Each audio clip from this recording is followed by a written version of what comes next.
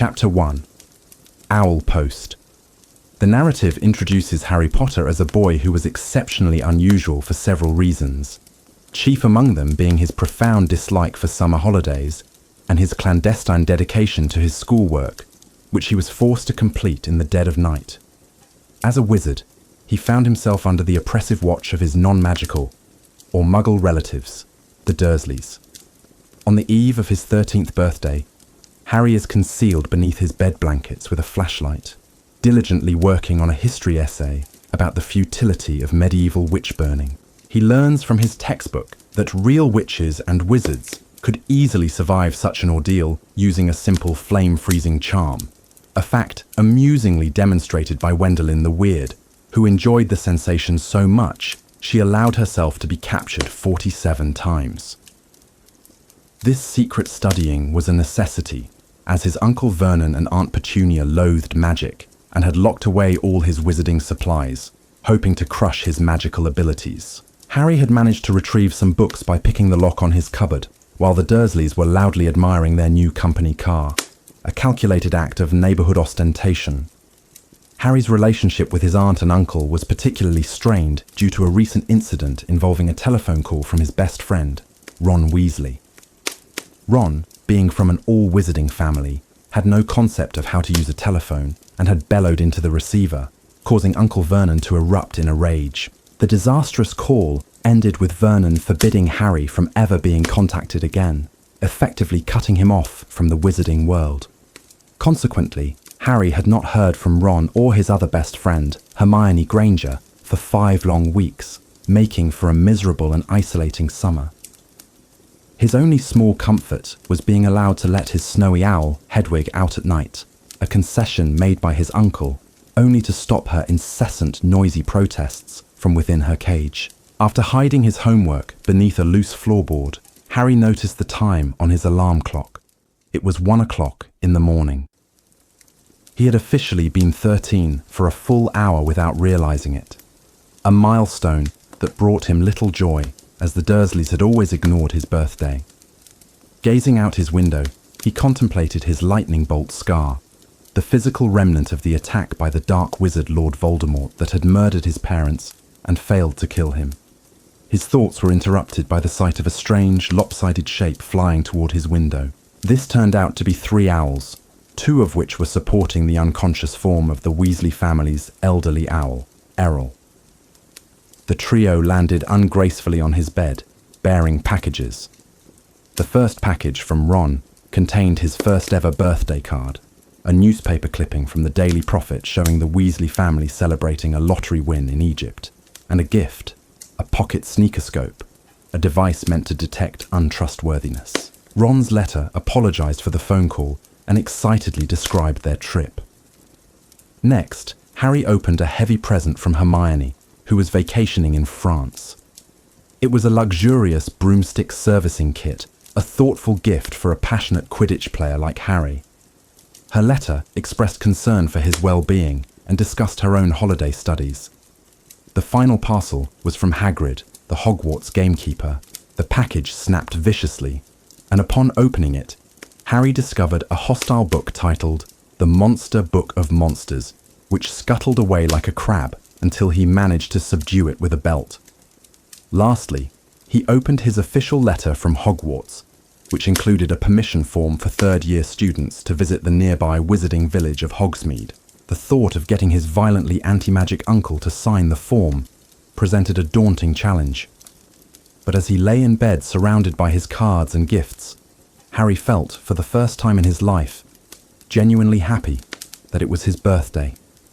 Chapter 2. Aunt Marge's Big Mistake. The morning of Harry's 13th birthday begins not with celebration, but with the customary neglect from the Dursley family, who are engrossed by a new television set installed in the kitchen for Dudley's convenience. While the family ignores him, a news report captures their attention, detailing the escape of a dangerous and armed convict named Black. Uncle Vernon, a man of profound prejudice, immediately judges the man based on his unkempt, matted hair, drawing a nasty parallel to Harry's own perpetually untidy appearance. The The tense atmosphere is shattered when Vernon announces that his sister, Aunt Marge, is coming for a week-long visit. This news fills Harry with dread, as his memories of Marge are exclusively traumatic, involving physical assaults with a walking stick, insulting gifts of dog biscuits, and an incident where her vicious bulldog, Ripper, trapped him in a tree for hours. Uncle Vernon establishes a set of strict rules for Harry's conduct during the visit, his primary concern being that Marge remains ignorant of Harry's magical nature. Harry is ordered to maintain a civil tongue, suppress any magical abilities, and adhere to a newly fabricated and deeply humiliating cover story that he is a student at St. Brutus's secure centre for incurably criminal boys. Seeing an opportunity in his uncle's desperation to maintain this facade, Harry leverages the situation. He proposes a bargain, promising to behave perfectly and follow the degrading script if, and only if, Uncle Vernon signs his permission form to visit the wizarding village of Hogsmeade. Cornered and panicked, Uncle Vernon reluctantly agrees to sign the form at the week's end, provided Harry upholds his end of the deal. Resigned to his fate, Harry prepares for the ordeal by hiding all his magical possessions and sending his owl, Hedwig, away for the week. Marge's arrival is as unpleasant as anticipated. A large, boorish woman who physically resembles her brother, she immediately fawns over Dudley while treating Harry with open contempt. Throughout her stay, she engages in a relentless campaign of psychological abuse, constantly criticizing Harry's appearance and character. She takes immense pleasure in the fiction of his attendance at St. Brutus's, endorsing the use of corporal punishment and encouraging the staff to use extreme force. The tension escalates over several days, punctuated by a moment when Harry's repressed anger causes a wineglass in Marge's hand to explode, an incident he narrowly manages to explain away, but which leaves his aunt and uncle deeply suspicious. The visit culminates on the final evening during a dinner where Marge, fueled by a significant amount of brandy, escalates her venomous insults. She begins by attacking Harry's breeding, comparing him to a runt puppy with bad blood. Her tirade then shifts directly to his deceased parents, branding his mother a bad egg and his father an unemployed, lazy scrounger. The breaking point comes when she cruelly asserts that they died in a car crash, likely while drunk, leaving Harry as a burden on their hard-working relatives. Consumed by a rage he has never felt before, Harry loses all control of his magic. Marge begins to swell with an uncontrollable magical bloat, her body expanding like a grotesque balloon until she detaches from her chair and floats toward the ceiling. In the ensuing chaos, Harry acts on pure impulse.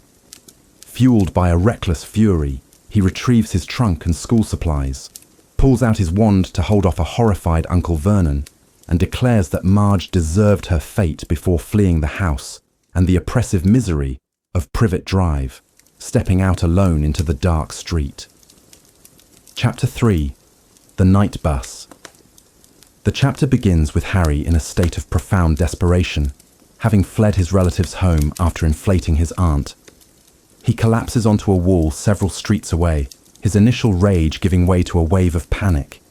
He is stranded in the Muggle world, completely alone, and believes he has committed an act of magic so severe that his expulsion from Hogwarts is inevitable.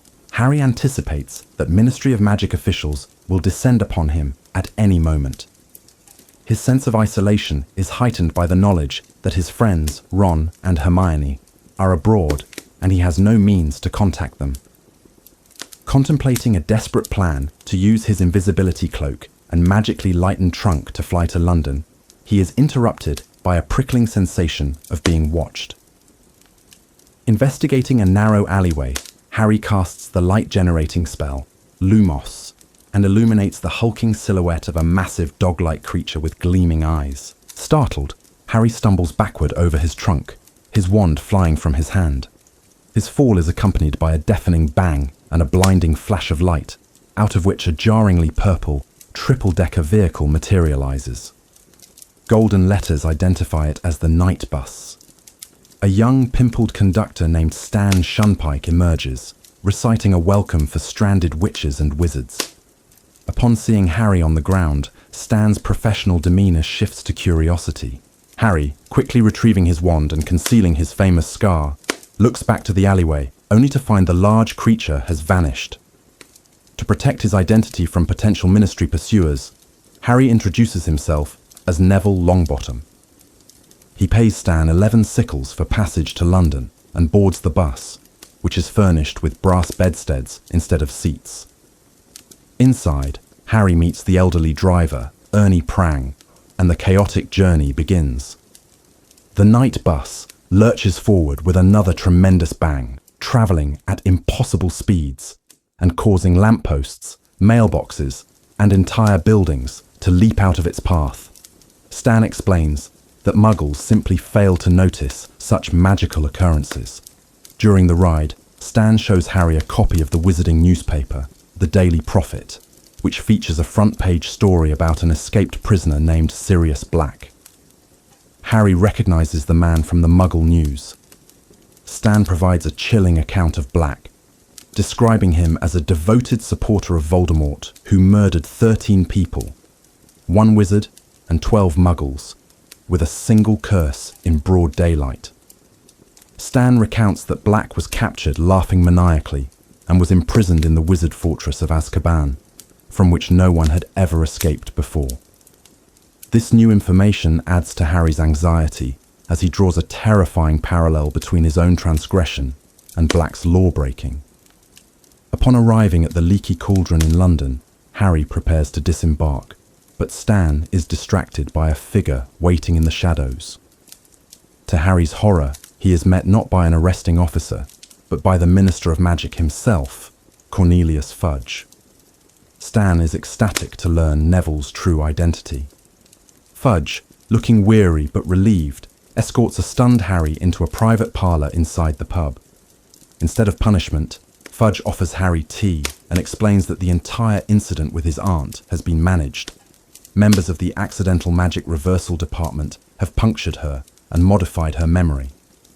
Harry is completely bewildered by this leniency, questioning why he is not being expelled, especially after receiving a severe warning for a much lesser magical incident the previous year. Fudge becomes visibly uncomfortable, vaguely attributing the change in circumstances to the present climate, and assuring Harry he is safe. Fudge arranges for Harry to stay in a room at the Leaky Cauldron for the remainder of the summer, with the strict instruction that he remain within the magical confines of Diagon Alley. When Harry asks the minister to sign his permission form to visit the village of Hogsmeade, Fudge firmly refuses, stating that rules are rules. In his comfortable room, Harry is joyfully reunited with his owl, Hedwig, before collapsing onto his bed, utterly exhausted by the bizarre and overwhelming events of the night. Chapter 4. The Leaky Cauldron. Harry Potter found himself adjusting to a period of unprecedented freedom over several days. Residing at the Leaky Cauldron, he was no longer bound by the Dursleys' rigid schedule and could wake, eat, and explore at his own leisure. His only restriction, a promise made to Cornelius Fudge, was to remain within the magical confines of Diagon Alley, a condition he happily accepted given the street's endless wonders. Each morning, he would have breakfast in the inn, observing the eclectic mix of patrons, from rural witches on shopping trips to esteemed wizards debating magical theory. After his meal, he would perform the familiar ritual of tapping the specific brick in the backyard wall to reveal the grand archway into the wizarding marketplace. His days were filled with sun-drenched explorations of the magical shops and leisurely meals outside cafes, where he would overhear conversations about new magical gadgets and the ongoing hunt for the fugitive, Sirius Black. For the first time, Harry could complete his summer homework in the open air at Florian Fortescue's ice cream parlour, receiving not only academic assistance on topics like medieval witch burnings from the proprietor himself, but also complimentary sundaes with regularity. After replenishing his funds at Gringotts, Harry struggled with the temptation to spend his fortune. He resisted purchasing a solid gold gobstone set and a moving model of the galaxy by reminding himself of the long 5 years of schooling still ahead. His self-control was most severely tested at Quality Quidditch Supplies, where an awestruck crowd had gathered around a new broomstick, the Firebolt. Billed as the fastest racing broom in existence, with a sleek ash handle and unparalleled aerodynamic design, it could accelerate to 150 miles per hour in a mere 10 seconds. Despite his profound desire for the magnificent broom, Harry reasoned that his current Nimbus 2000 was perfectly adequate and decided against inquiring about the undoubtedly exorbitant price, though he returned daily just to admire it. He did, however, purchase necessary supplies, including new robes from Madame Malkin's and fresh potions ingredients. His visit to the Flourish and Blot's bookshop was particularly eventful. The main window display was a large iron cage containing violently aggressive copies of the Monster Book of Monsters, a required text for his new Care of Magical Creatures class. The manager, visibly stressed and sporting multiple bite marks, was greatly relieved to learn Harry already owned a copy. While searching for his divination textbook, Unfogging the Future, Harry's attention was captured by another volume titled Death Omens, its cover depicting a massive, bear-like black dog with gleaming eyes that seemed unnervingly familiar, stirring a memory of the creature he had glimpsed on Magnolia Crescent. He dismissed the connection as a product of his panic at the time. His solitude ended joyfully on the last day of the holidays, when he was reunited with Ron Weasley and Hermione Granger outside the ice cream parlor. They caught up on the summer's events, with Ron laughing about Harry inflating his aunt, while Hermione expressed her shock that he was not expelled. Ron explained that his father, an employee at the Ministry of Magic, had told them where to find Harry. The friends shared news of their school shopping. Ron proudly displayed a brand new wand, and Hermione revealed she had purchased books for a staggering number of new subjects, including Muggle studies, which Ron found absurd. Hermione, having received birthday money, announced her intention to buy an owl. This led them to the Magical Menagerie, a cramped and noisy shop filled with extraordinary creatures. Ron sought a tonic for his pet rat, Scabbers, who seemed unwell after their family trip to Egypt. While the shopkeeper examined the aging and battered rat, a huge ginger cat with a squashed face suddenly leaped from a high cage and attacked Scabbers.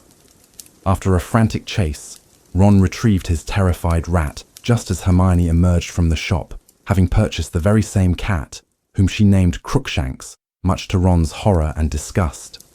The trio joined the Weasley family, who were also staying at the inn, for a large and enjoyable dinner. The group included Mr. and Mrs. Weasley, the twins Fred and George, a pompous Percy, newly appointed as head boy, and a shy Ginny. During the meal, Mr. Weasley revealed that the ministry would provide cars to transport them all to King's Cross Station the next day. Later that evening, while searching for a misplaced rat tonic for Ron, Harry overheard a tense private argument between Mr. and Mrs. Weasley. He learned the terrifying truth. Sirius Black, a dangerous and deranged wizard, had escaped from the supposedly impenetrable Azkaban prison and was believed to be hunting Harry. Mr. Weasley argued that Harry deserved to know the danger he was in, revealing that Black had been heard muttering, "He's at Hogwarts," in his sleep. The Ministry's theory was that Black, a staunch supporter of Lord Voldemort, intended to murder Harry to restore his former master to power. Mrs. Weasley, however, feared the truth would overwhelm Harry with terror. They also discussed the unease Albus Dumbledore felt about the Ministry's decision to station Azkaban guards around the school for protection. Alone in his room, Harry processed this revelation. He was not as frightened as the Weasleys anticipated. His faith in Dumbledore's ability to protect him was absolute, and he found the presence of the formidable Azkaban guards reassuring. His primary emotion was not fear, but profound disappointment, as he realized this threat meant his chances of being allowed to visit the village of Hogsmeade were now non-existent. Reflecting on his past encounters with Voldemort, he felt a surge of defiance against the idea that he was helpless. The image of the dark, dog-like creature returned to his mind, but he pushed it away, resolving aloud that he would not be murdered. Chapter 5. The Dementor. The chapter commences on the final morning at the Leaky Cauldron, with Harry Potter being awakened by a cup of tea from Tom, the innkeeper. The atmosphere is immediately filled with a sense of adolescent tension as Ron Weasley enters, visibly irritated by his older brother Percy's accusations regarding a sullied photograph of his girlfriend, Penelope Clearwater. Harry attempts to confide in Ron about the grave warning he received from Arthur Weasley, but their conversation is continually postponed by interruptions from Fred and George and the general chaos of preparing to leave for the Hogwarts Express. The breakfast scene provides a brief glimpse into the Weasley family dynamic, with Mr. Weasley looking troubled over the Daily Prophet and Mrs. Weasley sharing light-hearted stories of love potions with Hermione Granger and Ginny Weasley. The departure is a flurry of activity, involving the difficult task of moving numerous trunks down a narrow staircase, alongside the caged owls, Hedwig and Hermes, and Hermione's wicker basket containing her new cat Crookshanks, whose presence causes immediate friction with Ron over the safety of his pet rat Scabbers. Their journey to King's Cross Station is facilitated by Ministry of Magic cars, a stark and uneventful contrast to Harry's recent chaotic ride on the night bus.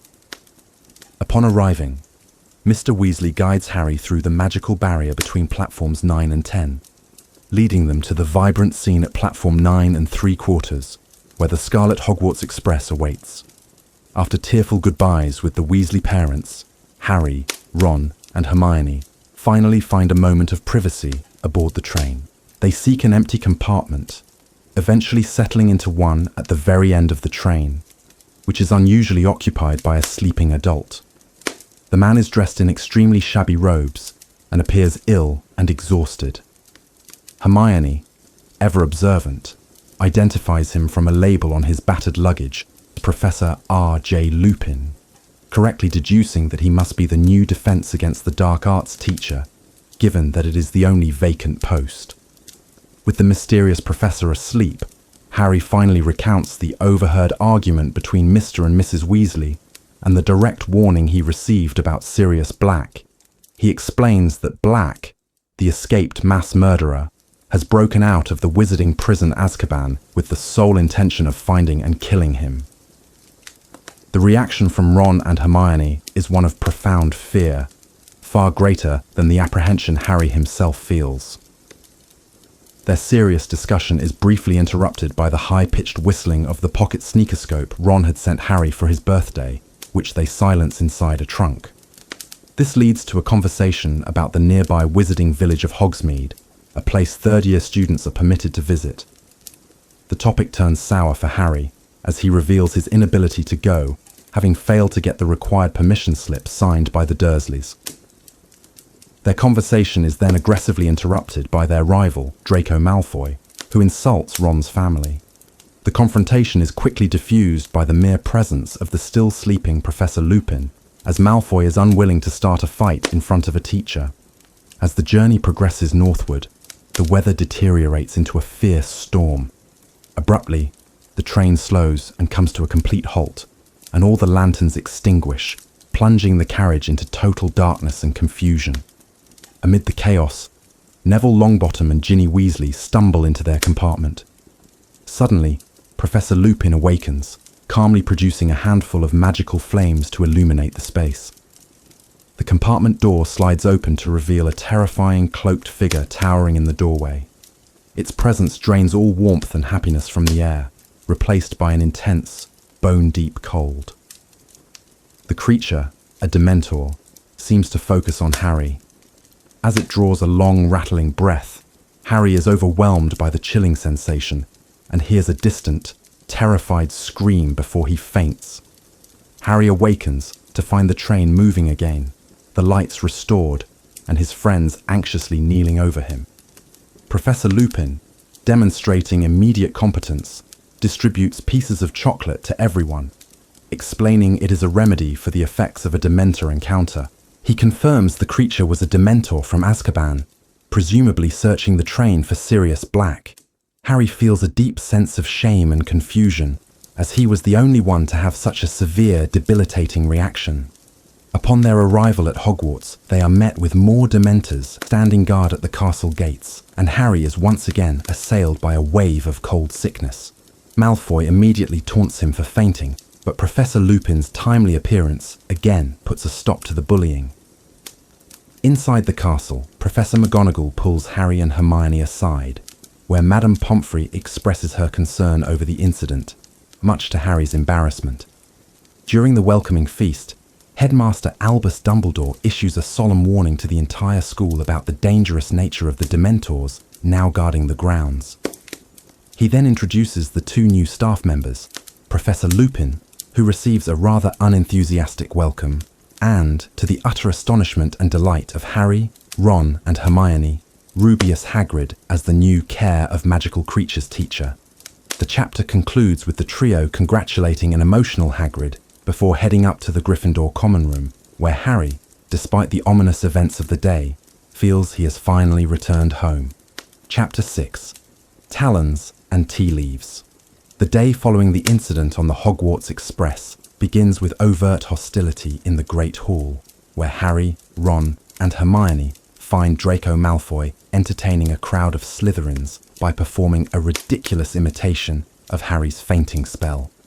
While Hermione advises ignoring the taunts, Pansy Parkinson shrieks mockingly about the Dementors, amplifying Harry's embarrassment.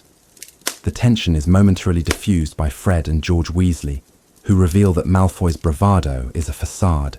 They recount how a terrified Malfoy had fled into their compartment when the Dementors appeared at their end of the train. The twins attempt to console Harry by explaining the universally draining effect of Dementors, citing their father's own harrowing experience at Azkaban, and remind him of the upcoming Gryffindor versus Slytherin Quidditch match, which lifts his spirits. The students' first new subject is divination, held in a bizarre and hard-to-find classroom at the top of the North Tower. Their journey there is an adventure in itself, as they get lost and are guided by a comically chivalrous knight in a painting named Sir Cadogan, who leads them on a quest through a series of portraits. The divination classroom is a stark departure from the rest of the castle, resembling a cross between an attic and a tea room. It is stiflingly warm, dimly lit with crimson light, and filled with a heavy, sickly perfume. Here they meet Professor Sybil Trelawney, an ethereal figure draped in shawls and adorned with countless beads and bangles, whose large glasses magnify her eyes to a startling size. She introduces divination as an imprecise art reliant on an innate sight, dismissing the value of book learning, much to Hermione's visible dismay. Trelawney proceeds to make a series of dramatic and unsettling predictions for various students, creating an atmosphere of palpable anxiety. The lesson centers on reading tea leaves. Paired together, Harry and Ron make clumsy and humorous attempts to interpret the dregs in each other's cups, identifying shapes that vaguely correspond to both suffering and great happiness for Ron, and a potential financial windfall for Harry.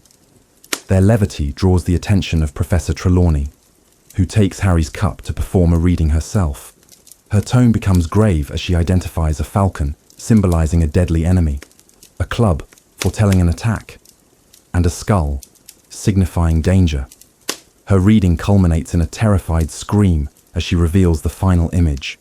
The Grim, a giant spectral dog that is known throughout the wizarding world as the most severe omen of death. The pronouncement sends a shockwave through the class, and Harry is deeply disturbed, recalling the large black dog he saw shortly before leaving the Dursleys. Hermione, however, is characteristically skeptical, flatly stating that the shape does not look like a Grim, which earns her a disdainful remark from Trelawney about her lack of a receptive aura. The ominous mood follows them to their next lesson, Transfiguration. Professor McGonagall, a sharp and no-nonsense educator, quickly senses the class's distraction. Upon learning the cause, she expresses profound irritation with divination, dismissing it as one of the most imprecise branches of magic. She reassures the class by revealing that Professor Trelawney predicts a student's death every single year as a way of greeting her new classes, and that none of these predictions have ever come to pass. Her pragmatic and witty response, assuring Harry that should he die, he will be excused from his homework, succeeds in making him feel considerably better. Later, at lunch, the debate over the Grim's significance erupts into a heated argument between Ron and Hermione. Ron remains deeply worried, especially after Harry confirms he has seen a large black dog. Ron relates a family story about his uncle Bilius, who died a day after seeing a Grim. Hermione counters with a fiercely logical argument, suggesting the Grim is not an omen, but rather the cause of death, claiming that superstitious wizards simply die of fright upon seeing one. The conflict escalates until Ron accuses Hermione of disliking the subject merely because it isn't something she can master from a book, touching a nerve and causing her to storm away in anger. The final lesson of the day is their first ever Care of Magical Creatures class, taught by Hagrid. The class is shared with the Slytherins, and Malfoy immediately begins to mock Hagrid's choice of textbook, the Biting Monster Book of Monsters, until Hagrid demonstrates the simple trick of stroking its spine to pacify it. Hagrid proudly introduces the class to a dozen hippogriffs, magnificent creatures with the front half of a giant eagle and the body of a horse. He explains that they are proud and must be treated with respect. Harry volunteers to approach one first, and following Hagrid's instructions carefully, successfully gains the trust of a grey hippogriff named Buckbeak, even enjoying a thrilling flight on its back. Emboldened by Harry's success, the other students begin interacting with the creatures. Malfoy, however, approaches Buckbeak with arrogance and disdain, insulting the creature by calling it a great ugly brute. The hippogriff retaliates instantly, slashing Malfoy's arm with its talons. Amidst Malfoy's dramatic screams, Hagrid panics and carries him to the hospital wing. That evening, worried that Hagrid will be fired, the trio visits his hut. They find him drinking heavily and convinced that his teaching career is over. They earnestly reassure him that the incident was entirely Malfoy's fault and promise to testify on his behalf. Moved by their loyalty, Hagrid pulls them into a hug, but then his concern for their safety overrides his own despair. He abruptly becomes angry that they are wandering the grounds after dark and firmly escorts them back to the castle, insisting that his job is not worth them getting into trouble. Chapter 7. The Boggart in the Wardrobe. The week's lessons continued until Thursday morning, when Draco Malfoy made a theatrical entrance into the middle of a double potions class. His right arm was conspicuously bandaged and held in a sling, and he carried on as if he were a valiant hero returning from a terrible fight. Pansy Parkinson fussed over him, but Harry noticed Malfoy send a subtle wink to Crabbe and Goyle, confirming his injury was being exaggerated. Professor Snape, who showed blatant favoritism towards students from his own Slytherin house, indulged Malfoy's tardiness. The class was brewing a shrinking solution, and Malfoy deliberately set up his cauldron beside Harry and Ron. Citing his injury, Malfoy first demanded assistance cutting his daisy roots, an order which Snape promptly foisted onto Ron. When Ron chopped them unevenly out of spite, Malfoy complained again, leading Snape to force the boys to swap roots, giving Malfoy Ron's perfectly prepared ingredients. Snape then compelled Harry to skin Malfoy's shrivelfig for him. Malfoy used this proximity to taunt them, gloating that his father had complained to both the school governors and the Ministry of Magic about Hagrid, intending to have him fired over the hippogriff incident. The lesson was further disrupted when Snape turned his attention to Neville Longbottom, whose potion had turned the wrong colour. Snape mercilessly berated Neville in front of the entire class, reducing him to a trembling state near tears. When Hermione attempted to offer Neville assistance, Snape coldly rebuked her for being a show-off. He then declared that at the end of the lesson, he would feed a sample of the potion to Neville's toad, Trevor, to see if it would shrink or be poisoned. Shortly after, Seamus Finnegan mentioned a report from the Daily Prophet about a recent sighting of Sirius Black not far from the school. Malfoy, overhearing this, began to insinuate things to Harry, suggesting that if it were him, he would want revenge on Black and would be out searching for him rather than staying in school. Harry was left completely bewildered by this, having no idea why he would seek revenge on a man he had never met. At the lesson's conclusion, Snape gathered the students to witness the test on Neville's toad. To the Gryffindor's relief and Snape's visible annoyance, the potion worked perfectly, transforming Trevor into a tadpole. Snape, however, soured the victory by taking 5 points from Gryffindor, accusing Hermione of helping Neville against his orders. As they left the dungeon, the trio noticed Hermione mysteriously disappear and then reappear at the bottom of the stairs, seemingly out of breath. Her school bag, overstuffed with an impossible number of books for classes she did not have that day, split open, deepening Ron's suspicion that she was hiding something from them. Their afternoon lesson was Defense Against the Dark Arts with Professor Lupin, who announced they would be having a practical session. He led the class not to a training room, but to the staff room. Along the way, he expertly dealt with Peeves the poltergeist, who was blocking a keyhole, using a clever spell that shot the chewing gum directly into Peeves's nose, greatly impressing the students. Inside the staff room, they found only Professor Snape, who made another disparaging comment about Neville's incompetence before sweeping out of the room. Professor Lupin revealed the subject of their lesson was a boggart, a shape-shifting creature that takes the form of a person's greatest fear, which was currently residing in an old wardrobe. He explained that the charm to repel a boggart was ridiculous, and its power came from laughter, forcing the creature into a comical form. Lupin chose Neville to face the boggart first. A terrified Neville confessed that his greatest fear was Professor Snape.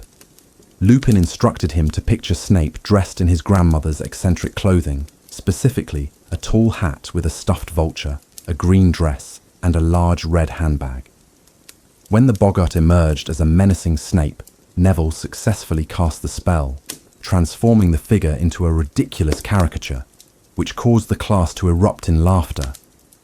The boggart then shifted its attention to other students, becoming a bandaged mummy for Parvati Patil, a shrieking banshee for Seamus Finnegan, and a giant hairy spider for Ron, each of whom managed to transform it into something amusing. However, just as the boggart, now a legless spider, rolled toward Harry, Professor Lupin abruptly stepped in front of him, and the creature became a silvery orb. Lupin casually cast the spell himself before having Neville step forward to deliver the final blow. The boggart, once again in the form of Snape, was met with Neville's confident, ridiculous, and a burst of laughter, causing it to explode into smoke. Though the class was exhilarated by what they considered their best lesson ever, Harry was left feeling troubled and singled out, wondering why Lupin had deliberately prevented him from facing his own fear. Chapter 8. Flight of the Fat Lady. Defense Against the Dark Arts had swiftly become the most favoured subject for the majority of students, a sentiment not shared by Draco Malfoy and his Slytherin companions, who frequently made loud, insulting remarks about Professor Lupin's patched and frayed robes. Nevertheless, Lupin's lessons remained engaging, moving from boggarts to other dark creatures like red caps and kappas. Harry's satisfaction with this class was not reflected in his other studies. Potions, in particular, had become a nightmare. Professor Snape was in an exceptionally vindictive mood, a change that everyone understood was a direct result of the school-wide gossip about Neville Longbottom's boggart, which had taken Snape's form and been dressed in Neville's grandmother's clothing. Snape's animosity towards Neville intensified, and he visibly bristled at any mention of Professor Lupin. Meanwhile, Harry grew to despise his time in divination with Professor Trelawney, whose tearful predictions of his imminent death became a constant source of discomfort. Even care of magical creatures had lost its appeal. Hagrid, having seemingly lost his confidence after the Hippogriff incident, had reduced the lessons to the mind-numbingly dull task of caring for flobberworms. A significant source of enjoyment for Harry arrived with the Quidditch season. Oliver Wood, the zealous captain of the Gryffindor team, gathered his players for a meeting, delivering a desperate and impassioned speech about how this was his final chance to win the Quidditch Cup before graduating. His words ignited a fierce determination within the team, and they began rigorous training sessions 3 evenings a week, undeterred by the worsening weather. One evening, after a successful practice, Harry returned to the common room to find it buzzing with the news of the first weekend trip to the nearby village of Hogsmeade. While his peers celebrated, Harry's spirits sank as he knew he lacked the required parental permission slip to attend. His friends offered conflicting advice. Ron urged him to ask Professor McGonagall for an exception, while Hermione cautioned him to adhere to the rules meant for his safety. The tension in the common room was heightened by a sudden and violent confrontation. While Harry and his friends were working on their homework, Hermione's cat, Crookshanks, launched a ferocious attack on Ron's bag, inside which his pet rat, Scabbers, was sleeping. A frantic chase ensued, culminating in Ron rescuing his terrified and emaciated rat. He angrily accused Crookshanks of being unusually intelligent and malicious, insisting the cat had understood Scabbers was in the bag. Hermione staunchly defended her pet, attributing the behavior to simple animal instinct, but the incident created a significant rift between the two friends. This animosity carried over into the following day, when Hermione's attempt to apply cold logic to Lavender Brown's grief over her dead rabbit, an event Lavender connected to one of Trelawney's prophecies, earned her a sharp rebuke from Ron. Summoning his courage, Harry approached Professor McGonagall after Transfiguration class to plead his case for visiting Hogsmeade. He claimed his aunt and uncle had simply forgotten to sign the form. McGonagall, with an expression that seemed to hold a trace of pity, remained resolute, stating that the rule was final, and no form meant no visit. Defeated, Harry spent Halloween morning watching his classmates leave for the village. He wandered the deserted castle corridors until he encountered Professor Lupin, who kindly invited him into his office for tea. Lupin took the opportunity to explain why he had prevented Harry from confronting the boggart. He had assumed it would transform into Lord Voldemort, an event he felt would cause mass panic. Harry corrected him, revealing that his true fear had been of a Dementor. Lupin was visibly impressed by this, remarking wisely that it meant what Harry feared most was fear itself. Their conversation was abruptly interrupted by the arrival of Professor Snape, who delivered a smoking goblet containing a potion for Lupin. The exchange was thick with tension, and after Snape departed, Harry voiced his suspicions. But Lupin calmly explained it was a complex remedy for his poor health that only a skilled potioneer like Snape could create. That evening, the Great Hall was magnificently decorated for the Halloween feast. Ron and Hermione returned from Hogsmeade, laden with sweets for Harry, their earlier squabble forgotten in their shared concern for him. The feast was a joyous affair, but as the Gryffindors made their way back to their common room afterward, they found the corridor jammed with students. A chilling silence fell as Professor Dumbledore arrived to investigate. The portrait of the fat lady had been viciously slashed to ribbons, and she was missing. Peeves the poltergeist appeared, gleefully reporting that he had seen her hiding in another painting, a terrified mess.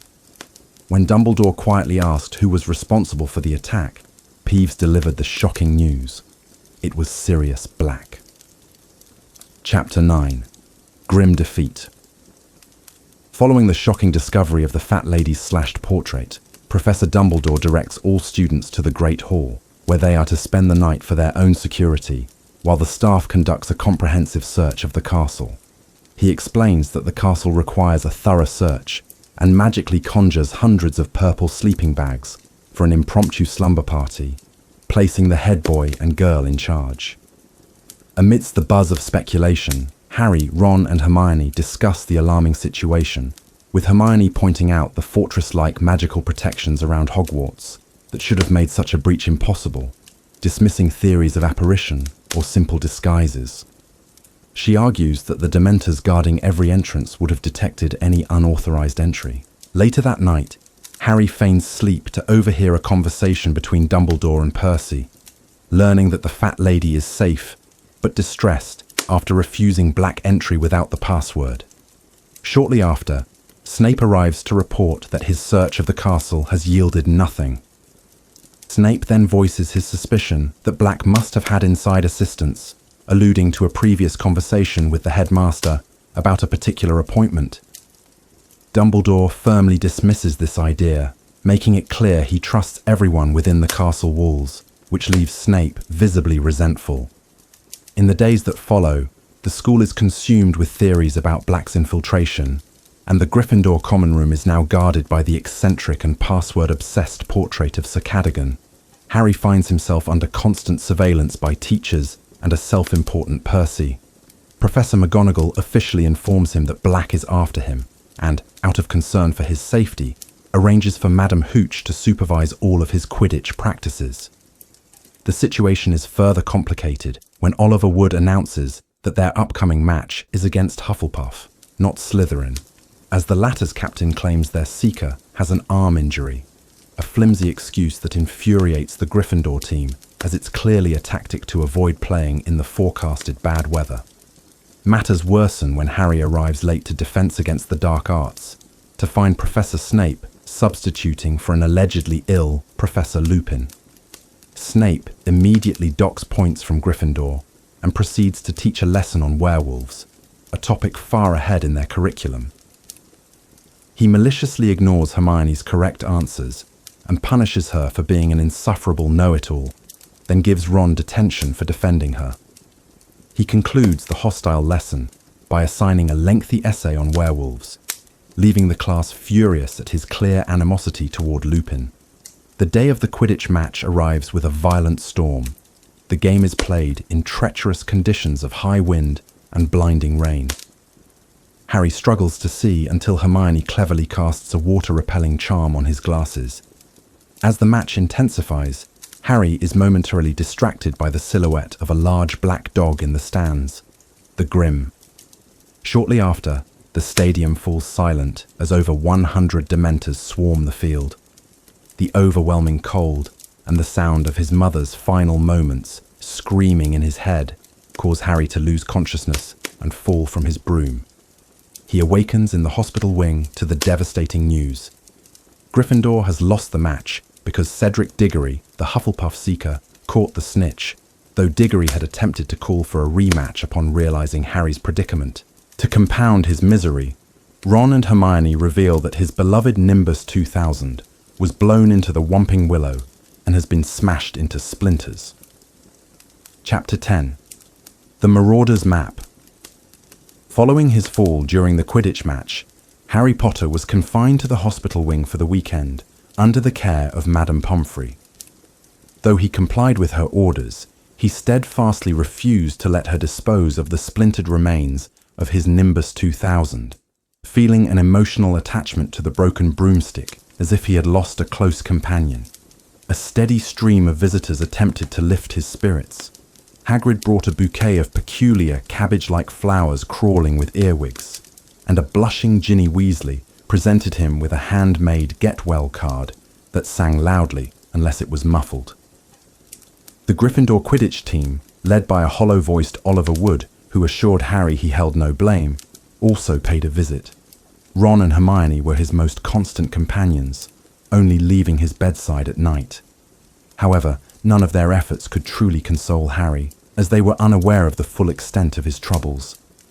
He kept two significant anxieties to himself: the recurring appearance of the Grim, which he now firmly believed to be a harbinger of death after two near-fatal incidents, and the profound, humiliating effect the Dementors had on him. He was deeply ashamed that while others found the creatures horrible, only he seemed to collapse in their presence. More distressingly, he now understood the screaming he heard was the voice of his mother, Lily Potter, in her final moments as she tried to shield him from Lord Voldemort's attack. These auditory hallucinations of his mother's murder haunted his waking hours and filled his fitful sleep with nightmares of decayed hands and desperate pleas. Upon returning to the school's daily routine on Monday, Harry found some distraction from his dark thoughts, though it came with the price of Draco Malfoy's relentless taunting. Malfoy, ecstatic over Gryffindor's loss and finally free of his feigned arm injury, performed spirited reenactments of Harry's fall and did Dementor impressions during potions class. Ron's patience eventually snapped, leading him to hurl a slippery crocodile heart at Malfoy, an act that cost Gryffindor 50 house points from Professor Snape. Later, the students were relieved to find Professor Lupin had returned to teach their Defense Against the Dark Arts class. Looking pale and thin, Lupin listened patiently as the class complained about the 2 rolls of parchment on werewolves that Snape had assigned them. Showing his understanding, Lupin promised to speak with Snape and cancelled the assignment, much to Hermione's disappointment as she had already completed it. The lesson itself was enjoyable, focusing on a hinky-punk, a small, deceptive creature that lures travellers into bogs. After class, Professor Lupin asked Harry to stay behind. He expressed his sympathy for the destroyed broomstick and shared a brief history of the Whomping Willow. Harry then brought up the Dementors, and Lupin explained that Harry's severe reaction was not a weakness. Instead, it was because the horrors in Harry's past were far more profound than those of his peers, giving the soul-sucking creatures more to feed on. When Harry confessed that he heard his mother being murdered, Lupin became deeply empathetic. He theorized the Dementors had descended upon the Quidditch pitch because they were growing hungry and were drawn to the intense emotions of the large crowd, which Dumbledore had forbidden them from feeding on within the castle. Stirred by this explanation and desperate to defend himself, Harry asked Lupin to teach him how to fight the Dementors. Lupin, though admitting he was no expert, agreed to begin lessons the following term. This promise, combined with a Ravenclaw Quidditch victory that kept Gryffindor in the running for the cup, significantly improved Harry's mood. As Christmas approached, Ron and Hermione decided to stay at Hogwarts over the holidays to keep him company. When the final Hogsmeade trip of the term was announced, Harry resigned himself to being left behind once more. However, on the morning of the trip, he was intercepted by Fred and George Weasley. As an early Christmas gift, they presented him with a blank piece of worn parchment, which they called the secret to their success. They revealed its history, explaining they had stolen it from a confiscated items drawer in Filch's office during their first year.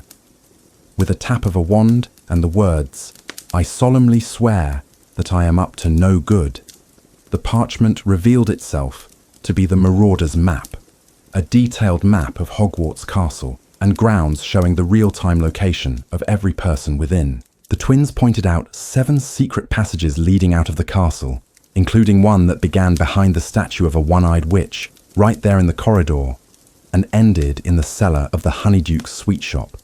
After instructing Harry to wipe the map clean with the phrase, "mischief managed," they departed for Hogsmeade. Overcome with excitement at the prospect of finally visiting the village, Harry used the map and the password, Descendium, to open the secret entrance. He journeyed through a long, dark, earthy tunnel and emerged in the cellar of Honeyduke's. He snuck into the bustling shop, where he surprised Ron and Hermione. He quickly explained how he had gotten there, showing them the map. While Ron was impressed, Hermione was deeply worried, insisting the map was dangerous and that Harry should hand it in, especially with the risk of Sirius Black potentially using such a passage to enter the castle. Ron countered that the village was crawling with Dementors, making a break-in unlikely. The trio then braved the blizzard outside and made their way to the 3 Broomsticks Inn for hot butterbeer. The pub was warm and crowded, and Harry found the drink to be the most delicious thing he had ever tasted.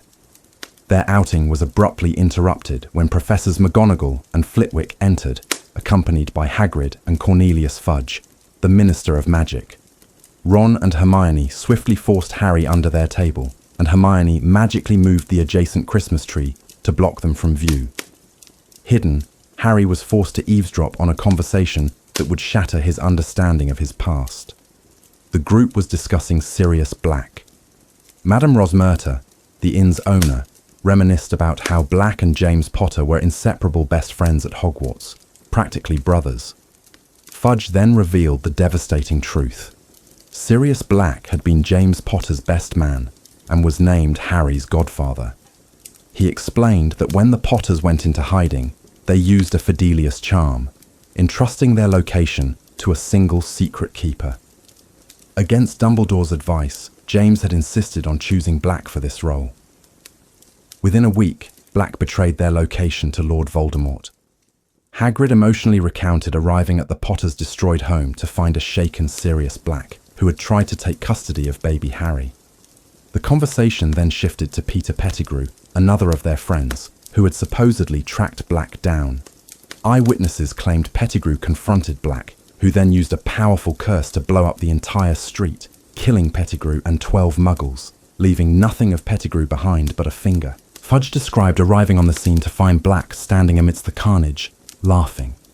He also added that during a recent inspection of Azkaban, he found Black to be unnervingly rational and seemingly unaffected by the Dementor's presence.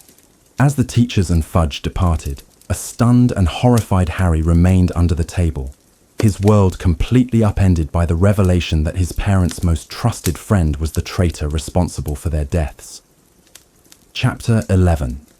The Firebolt.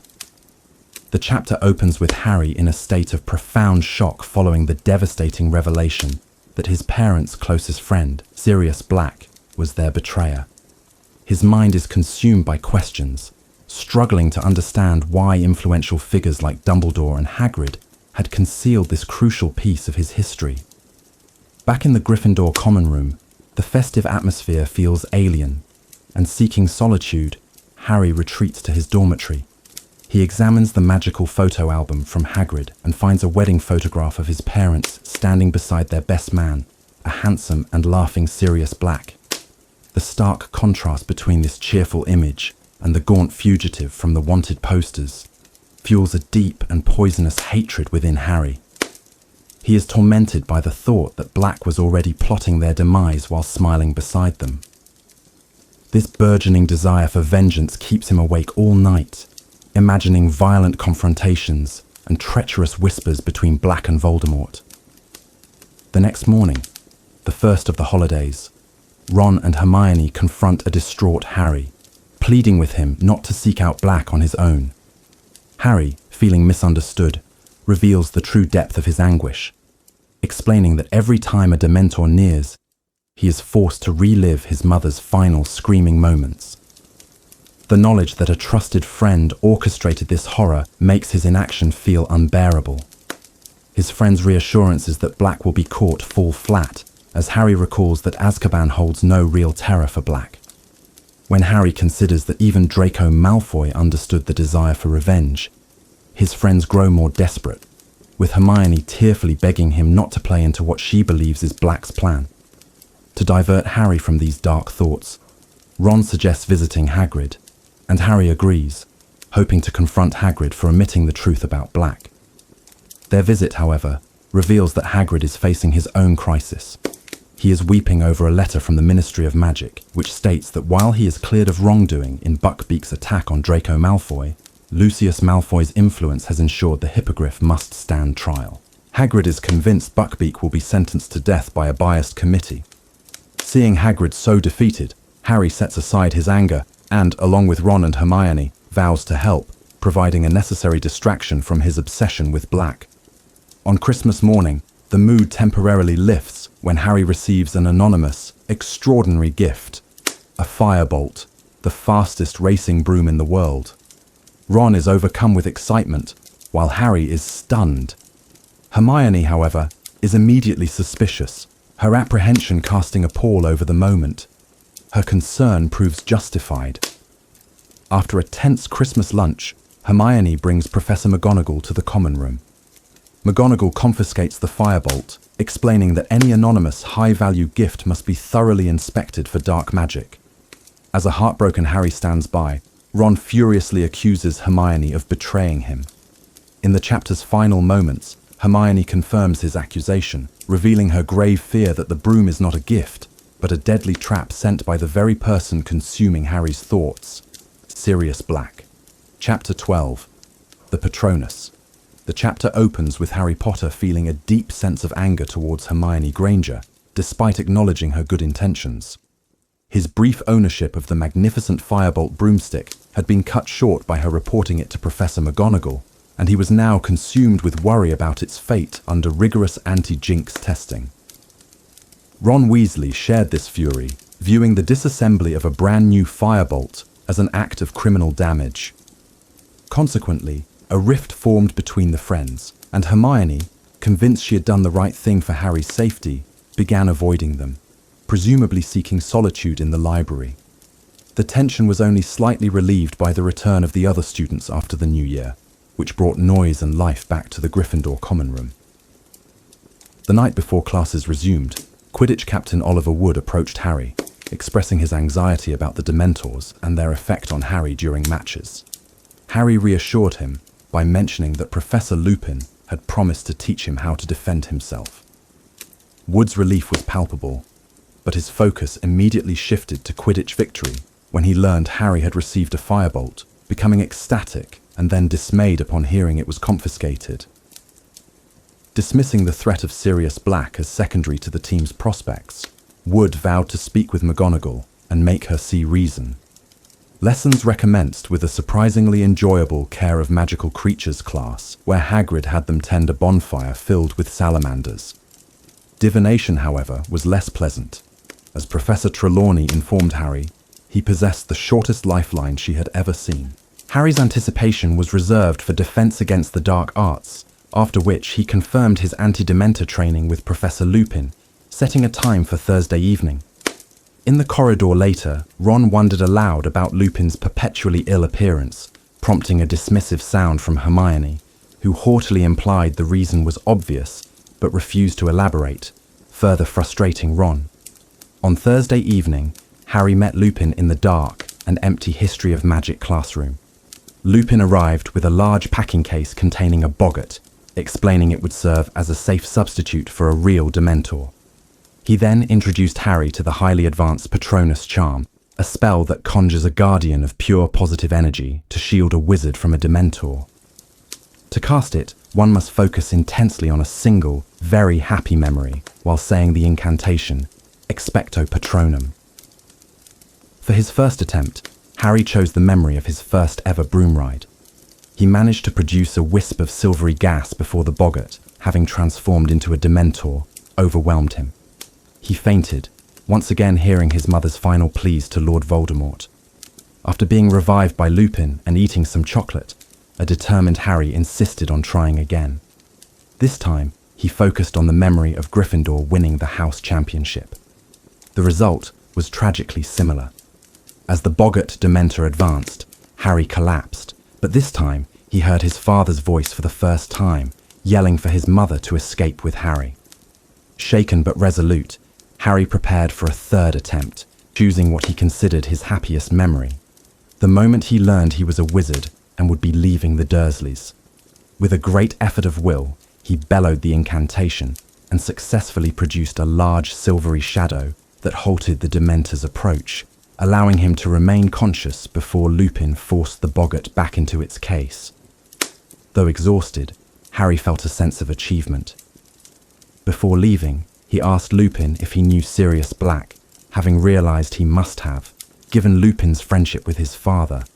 Lupin's demeanor instantly became tense as he curtly confirmed that he did, before quickly dismissing Harry. In the following weeks, Harry struggled to balance his life. Quidditch practices were increased to 5 a week after Slytherin narrowly beat Ravenclaw. These, combined with the draining anti-Dementor lessons, left him exhausted. Hermione, too, was showing signs of extreme strain from her impossibly demanding class schedule, which Ron noted with suspicion, unable to figure out how she attended classes that occurred at the same time. Harry's Patronus lessons yielded little further progress. He could consistently produce a silvery shield, but not a fully formed corporeal Patronus, capable of driving a Dementor away. During one session, Lupin explained the Dementor's most terrifying weapon. The Dementor's kiss, where the creature lowers its hood and sucks out a person's soul, leaving them an empty, living shell. He revealed this was the fate awaiting Sirius Black if he were captured. Harry, thinking of Black's betrayal, declared that he deserved it. Soon after this grim lesson, his fortune changed dramatically when he ran into Professor McGonagall, who returned his firebolt, declaring it completely free of any dark magic. Overjoyed, Harry and Ron rushed to the common room, deciding it was time to reconcile with Hermione. They found her buried in her studies. As Harry began to apologize, Ron took the firebolt upstairs to also give his rat, Scabbers, his tonic. Moments later, a horrified scream echoed from the dormitory. Ron reappeared, dragging a bedsheet stained with what looked like blood. He thrust it at Hermione, yelling that Scabbers was gone and, as proof of the culprit's identity, threw a clump of long ginger cat hairs onto her homework. Chapter 13. Gryffindor versus Ravenclaw. The chapter opens on the complete dissolution of Ron and Hermione's friendship, a consequence of the presumed death of Ron's rat, Scabbers. Ron is consumed with rage, convinced that Hermione's cat, Crookshanks, is the culprit, and deeply angered by her failure to take the threat seriously, or to adequately supervise her pet. Hermione, in turn, staunchly defends Crookshanks, arguing that Ron possesses no definitive proof of the cat's guilt, and pointing out that the ginger hairs found at the scene could have been there for weeks. She maintains that Ron has been prejudiced against her cat from their very first encounter. Harry, caught in the middle, personally believes the evidence points to Crookshanks, but his attempt to reason with Hermione only results in her turning her anger on him as well, accusing him of siding with Ron before burying herself in her studies as a coping mechanism. Fred and George attempt to console their brother with some dark humour about Scabbers' demise, but their efforts do little to lift his spirits. As a last resort, Harry persuades Ron to attend the final Quidditch practice before the Ravenclaw match, promising him a chance to fly the firebolt, which successfully diverts Ron's mind from his loss. At the practice, Madam Hooch is thoroughly captivated by the firebolt, delivering a professional assessment of its superior balance and design compared to older models like the Nimbus series and Clean Sweeps. After her lengthy praise, Wood gathers the team and reveals a crucial piece of information. Ravenclaw's seeker will be Cho Chang, a talented fourth-year student. While Wood expresses concern over her skill, he is ultimately confident that the firebolt's technological superiority will give Harry an insurmountable advantage. When Harry finally mounts the broom, the experience is described as transcendent.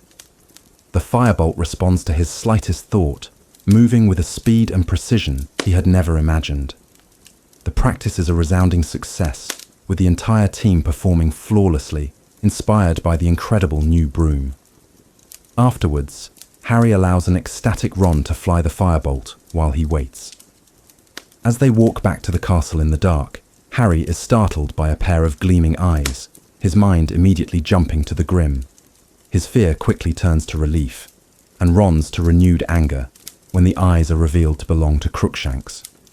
The morning of the match, the firebolt is the centre of attention in the Great Hall, drawing awe from students and undisguised envy from the Slytherin team. Draco Malfoy approaches to taunt Harry, sneeringly suggesting the broom should come with a parachute for encounters with Dementors, but Harry retorts with a sharp insult of his own. The match begins under clear skies, a stark contrast to the previous game's storm. Harry finds himself momentarily distracted by Cho Chang, whom he notices is very pretty.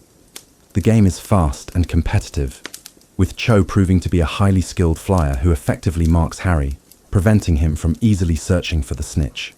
Lee Jordan's commentary, much to Professor McGonagall's irritation, focuses more on advertising the firebolt's features than on the match itself. At a critical moment, Harry outmaneuvers Cho and dives for the snitch, only to see three tall, black, hooded figures on the edge of the field. Without hesitation, he whips out his wand and casts a powerful Patronus. The enormous silvery entity erupts from his wand, and with his mind clear, Harry seizes the snitch, securing a decisive victory for Gryffindor. The celebration is immediate and overwhelming. As the team and supporters swarm the field, Professor Lupin appears and reveals the truth. The figures were not Dementors. He leads Harry to the edge of the pitch, where Professor McGonagall is furiously reprimanding Malfoy, Crabbe, Goyle, and Marcus Flint, who were discovered in hooded robes in a cowardly attempt to sabotage Harry. She deducts 50 points from Slytherin and assigns them all detention, a sight that only heightens Gryffindor's jubilant mood. The victory party in the common room lasts late into the night, but the joyous atmosphere does not mend all wounds. Hermione remains isolated, attempting to study, and a callous remark from Ron about Scabbers reduces her to tears, causing her to flee to her dormitory. Later, after the party is broken up by Professor McGonagall, Harry is jolted from a strange dream by Ron's terrified screams. Ron claims that Sirius Black was standing over his bed with a knife, having slashed his curtains. Amid disbelief from the other boys, they all rush down to the common room. Professor McGonagall, furious at the disturbance, dismisses Ron's story until he directs her to question the portrait of Sir Cadogan. To everyone's astonishment, Sir Cadogan proudly confirms that he let a man enter because the intruder possessed a piece of paper with the entire week's list of passwords. The chapter ends on a note of pure shock as a horrified Professor McGonagall asks who could have been so foolish, and a trembling Neville Longbottom slowly raises his hand. Chapter 14. Snape's Grudge. The night following Sirius Black's second infiltration of the castle was a sleepless one for the entirety of Gryffindor House. Gathered together in their common room, they waited anxiously for news, which finally came at dawn from Professor McGonagall. Black had once again eluded capture. In the days that followed, Hogwarts transformed under a wave of heightened security measures. Professor Flitwick was observed magically enchanting the main doors to identify a picture of Black, while Argus Filch scurried through the corridors, diligently sealing every conceivable entry point, from minor wall cracks to mouse holes. The incompetent Sir Cadogan was dismissed from his post as the Gryffindor Guardian. His portrait returned to its solitary landing, and the fat lady, having been professionally restored, was reinstated. Her return, however, was conditional. She would only resume her duties with the assurance of extra protection, which came in the form of a surly group of security trolls who now patrolled her corridor, grunting and comparing their massive clubs. Harry noted with relief that the statue of the one-eyed witch on the third floor, concealing the secret passage to Hogsmeade, remained untouched, a secret known only to a select few. Meanwhile, Ron Weasley found himself at the center of an unprecedented amount of attention, becoming an instant celebrity for his encounter with Black. He relished the spotlight, recounting the terrifying event to any student who would listen, describing the skeletal figure with filthy hair and a long knife looming over his bed. Neville Longbottom, in stark contrast, was in absolute disgrace. Professor McGonagall, enraged that Neville's carelessness with the passwords had allowed Black access, banned him from future Hogsmeade trips, assigned him detention, and forbade anyone from giving him the new password. This punishment paled in comparison to the one delivered by his grandmother, who sent him a howler. The scarlet envelope's magically amplified shrieks echoed from the entrance hall, proclaiming how Neville had brought shame upon his family. During this turmoil, Hagrid sent a note inviting Harry and Ron for tea. At his cabin, they were confronted by the sight of Buckbeak, the hippogriff, resting on Hagrid's quilt, and a hairy brown suit hanging on his wardrobe, intended for the creature's upcoming trial in London. Stricken with guilt for having forgotten their promise to help with Buckbeak's defense, the boys listened as Hagrid sternly reprimanded them. He revealed that a lonely and overworked Hermione had been visiting him frequently, still finding the time to research precedents for Buckbeak's case, despite being ostracized by them over the firebolt and the disappearance of Scabbers. Hagrid expressed his profound disappointment that they had prioritized broomsticks and rats over their friendship with her. When the next Hogsmeade trip was announced, Hermione overheard Harry and Ron planning to use the secret passage and threatened to report the Marauder's map to Professor McGonagall, leading to a bitter argument. Undeterred, Harry agreed to go, taking his invisibility cloak. His attempt to sneak out was nearly thwarted first by Neville and then by Professor Snape himself, who was suspiciously examining the one-eyed witch statue. After ensuring Snape had returned to his office via the map, Harry proceeded. Under the cloak, he joined Ron, and they enjoyed visits to the post office and Zonko's joke shop before heading to the infamous Shrieking Shack. Their outing was interrupted by Draco Malfoy, who began taunting Ron about his family's poverty and mocking Hagrid. Seizing the perfect opportunity, the invisible Harry launched a surprise attack, pelting Malfoy and his cronies with mud. The prank escalated until Crabbe accidentally stumbled and pulled the invisibility cloak from Harry's head, revealing his floating face to a terrified Malfoy, who fled screaming. Harry raced back to the castle, but was immediately intercepted by a triumphant Snape, who escorted him to his dungeon office for interrogation. Snape relayed Malfoy's story of seeing Harry's disembodied head, his voice dripping with suspicion. When Harry feigned ignorance, Snape's deep-seated animosity surfaced, and he began viciously comparing Harry's arrogance to that of his father, James. Enraged, Harry shouted at Snape, reminding him that James had saved his life. Snape retorted with a malicious smile, twisting the story to claim James had only acted out of self-preservation to avoid expulsion after a dangerous prank on Snape went wrong. Demanding Harry empty his pockets, Snape discovered the Marauder's map. When he tried to force it to reveal its secrets, the parchment magically produced a series of messages from its creators, Messrs. Moony, Prongs, Padfoot, and Wormtail, which insulted Snape's appearance and intelligence. Furious, Snape summoned Professor Lupin through the fire. Lupin, arriving swiftly, maintained his composure and cleverly diffused the situation by dismissing the map as a complex joke shop item, an explanation supported by Ron, who burst in, claiming to have given the item to Harry. Lupin confiscated the map and led the boys away. In the entrance hall, his cheerful demeanor vanished. He sternly rebuked Harry, revealing he knew the parchment was a map and expressing his profound disappointment in Harry's recklessness. He reminded Harry that his parents had sacrificed their lives for him and that gambling away that sacrifice for a bag of tricks was a poor way to repay them. As Harry and Ron walked away, feeling lower than ever, they met a trembling Hermione. She was not there to gloat, but to deliver the devastating final piece of news from the chapter. Hagrid had lost his case, and Buckbeak was sentenced to be executed. Chapter 15, The Quidditch Final. The chapter begins with somber news as Hermione presents Harry with a damp, tear-smudged letter from Hagrid. The note reveals the devastating verdict. The committee has sided with the Malfoys, and Buckbeak has been sentenced to execution. Hermione is deeply upset, attributing the outcome to Lucius Malfoy's intimidation of the committee members. Ron, demonstrating a newfound maturity and empathy, comforts a sobbing Hermione and promises to help her with the appeal, a gesture that leads to a rare, emotional embrace between them. The trio later speaks with Hagrid, who is numb with shock and blames himself for being tongue-tied and disorganized during the hearing. Their conversation is interrupted by Draco Malfoy, who cruelly taunts Hagrid for his emotional display. In a stunning and uncharacteristic outburst of rage, Hermione marches over to Malfoy and strikes him hard across the face with all her strength. She raises her hand to hit him again, and even draws her wand before Malfoy and his cronies make a hasty retreat, leaving Harry and Ron completely flabbergasted.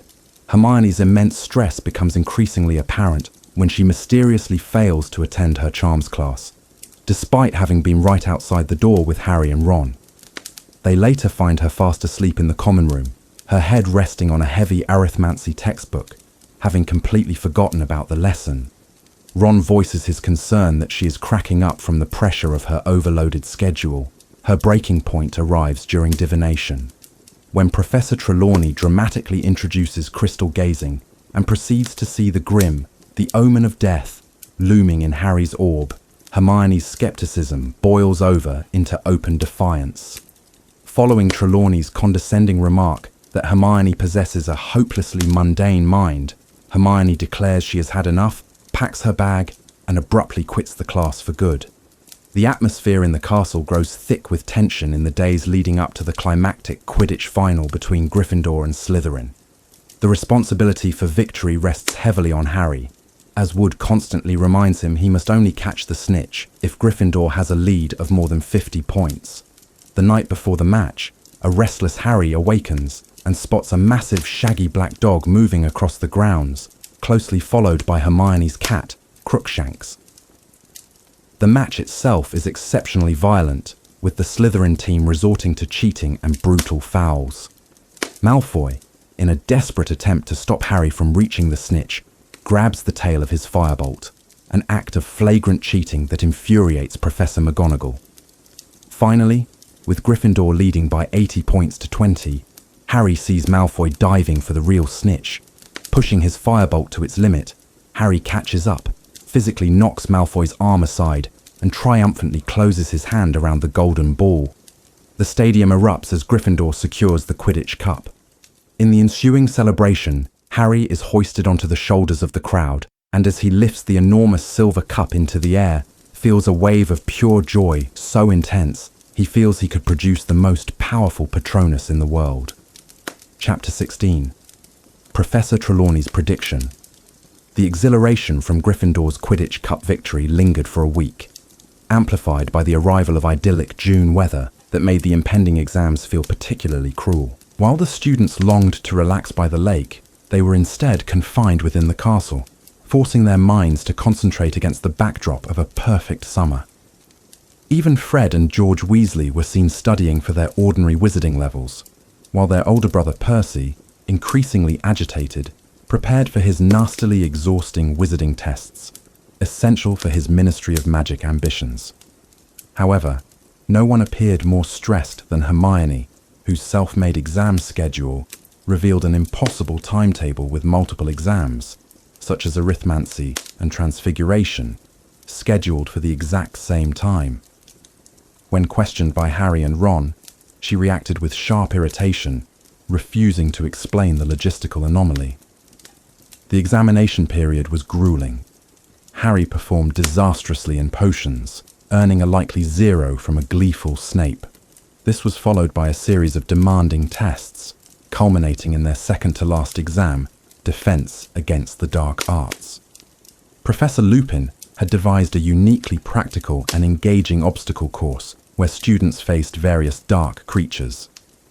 Harry excelled, earning full marks. Ron managed well until a hinky-punk led him astray into a bog, and Hermione performed perfectly until she confronted the boggart. It transformed into Professor McGonagall, who declared that Hermione had failed all her exams, revealing her deepest fear to be academic failure and causing her to flee the trunk, screaming. After calming Hermione, the trio encountered the Minister of Magic, Cornelius Fudge, on the castle steps. He regretfully informed them he was at Hogwarts to act as a witness for the Committee for the Disposal of Dangerous Creatures, as Buckbeak's execution was scheduled for that afternoon following his appeal. Soon after, 2 other wizards appeared, one of whom was the executioner, McNair, who was already running his thumb along the blade of a large, gleaming axe, a sight that crushed any remaining hope. Harry's final exam was divination with Professor Trelawney. As he waited, he learned that Buckbeak's appeal was happening concurrently. Inside the sweltering, incense-filled room, Harry, unable to see anything in the crystal ball, decided to invent a vision. He described a hippogriff flying away to freedom. As he was leaving, however, Professor Trelawney suddenly fell into a rigid trance, her voice becoming harsh and loud. She delivered a terrifying and authentic prophecy, foretelling that the Dark Lord's servant, who had been chained for 12 years, would break free that very night to rejoin his master, allowing the Dark Lord to rise again, more terrible than ever. She promptly snapped out of the trance, having no memory of her own prediction, and dismissing Harry's account as him having dozed off. Shaken, Harry rushed to the Gryffindor common room, but before he could share what happened, he saw the devastated looks on his friends' faces. A note from Hagrid confirmed their worst fears. The appeal was lost, and Buckbeak was to be executed at sunset. Determined not to let Hagrid face it alone, Hermione took a bold initiative, retrieving Harry's invisibility cloak. They snuck down to Hagrid's cabin, where they found him in a state of numb despair. During the tense visit, Hermione discovered Ron's long-lost rat, Scabbers, hiding in a milk jug, looking emaciated and frantic. Their visit was cut short by the arrival of Dumbledore, Fudge, McNair, and another committee member. Hagrid forced the trio to leave out the back. Hiding under the cloak a short distance away, they listened in horrified silence. As Ron struggled to contain the wildly squealing Scabbers, they heard the unmistakable swish and final, sickening thud of the executioner's axe. Chapter 17. Cat, Rat, and Dog. The chapter commences in a state of profound shock and sorrow, immediately following the apparent execution of Buckbeak the Hippogriff. Under the protective shroud of the invisibility cloak, Harry, Ron, and Hermione are frozen with horror, the setting sun casting a grim, blood-red light over the Hogwarts grounds. A desolate howl from Hagrid's cabin nearly compels Harry to turn back in a futile gesture of comfort, but he is wisely restrained by his friends, who understand that revealing their presence would only compound Hagrid's troubles. As they retreat toward the castle under the cloak, the atmosphere is thick with grief and disbelief, particularly from Hermione, who questions the morality of the Ministry's actions. Their somber journey is abruptly interrupted by a frantic disturbance. Ron's pet rat, Scabbers, begins to struggle violently within his pocket, eventually biting Ron in his desperation. This commotion draws the attention of Hermione's cat, Crookshanks, who emerges from the darkness with an eerie glint in his yellow eyes. Despite Hermione's pleas, the cat advances, and Scabbers, in a final surge of terror, breaks free from Ron's grasp and flees. In a reckless and impulsive act, Ron discards the invisibility cloak and gives chase, shouting into the twilight. Harry and Hermione are forced to follow, leaving their concealment behind as they sprint after their friend. The chase culminates with Ron managing to recapture the terrified rat, but the moment of relief is shattered by the arrival of a new, far more terrifying threat. A massive, jet-black dog with pale eyes, appearing as silent as a shadow, bounds toward them. The creature overwhelms Harry, knocking him to the ground with immense force before turning its attention to Ron. It seizes Ron's outstretched arm in its powerful jaws and begins dragging him away.